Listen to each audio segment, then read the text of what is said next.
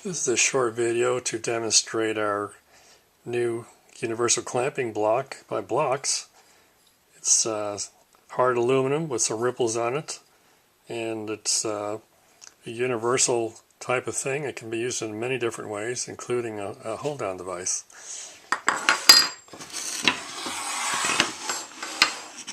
This is just a simple miter joint, and you can see it's very easy to clamp a miter.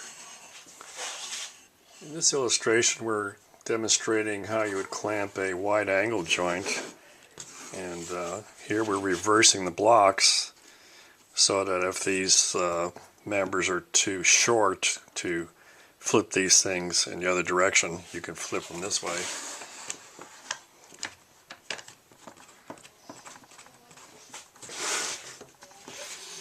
And here again, that works to clamp a wide angle joint. This is another joint, a scarf joint, which can be quite difficult to clamp, especially when you apply some glue to the joint. It will tend to slip, but as long as you place these blocks in the correct position, it's a very easy thing to clamp that. As long as the blocks are located so that the clamping pressure is perpendicular to the joint, it doesn't slip. In this case, we have a rabbet joint, and here the blocks are positioned so that the clamping pressure is both in this direction and that direction. And when that's done, the rabbet joint can easily be clamped like that. This type of joint comes up in construction and occasionally in cabinet work, and here again it's a pretty simple thing to clamp it together.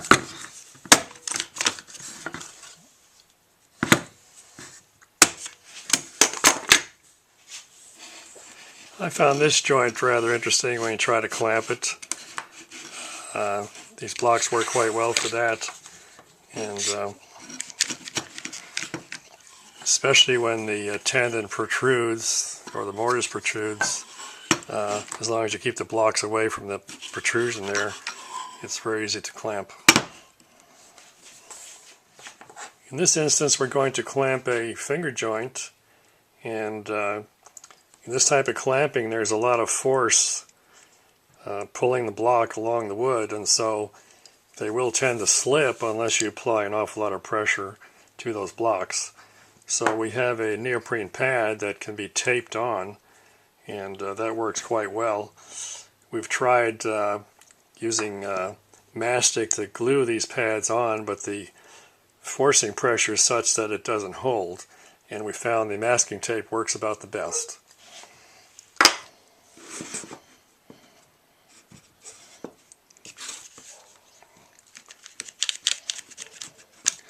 Now in this case, you'll have to juggle the clamps so that they apply pressure equal on both sides, but you can see that works pretty well.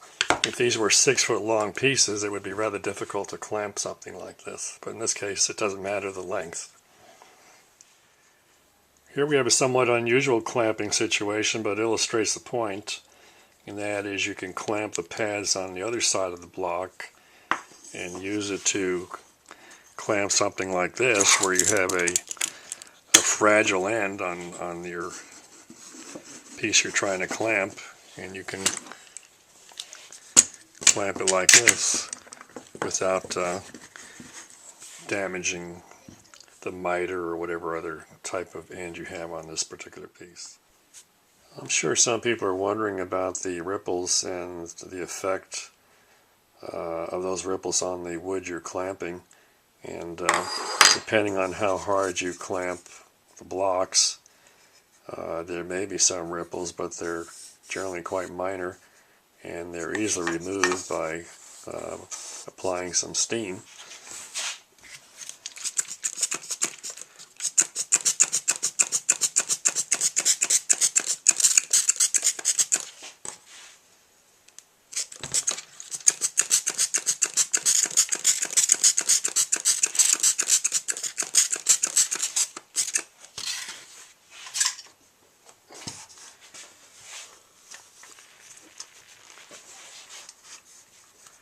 This can be used to eliminate all kinds of dings and bangs you'll acquire around the shop, and it's very effective. It's a much better way to get rid of these things than trying to sandpaper it out. There were some ripples in there, but they're essentially gone, and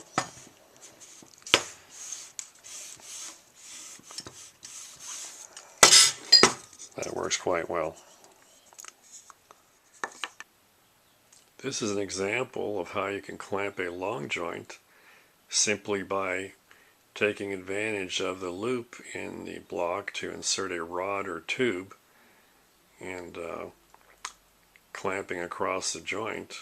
In this case, it's a 120-degree joint. Now the blocks will tend to slide unless you attach the neoprene pads to the blocks, and as long as you use those, they will not slide. A wider angle joint than this you probably wouldn't be able to do, but any smaller angle it should work quite well. Another thing that makes these blocks universal is they can be converted into a hold down device with the addition of a knob and T-bolts and a bumper that's available.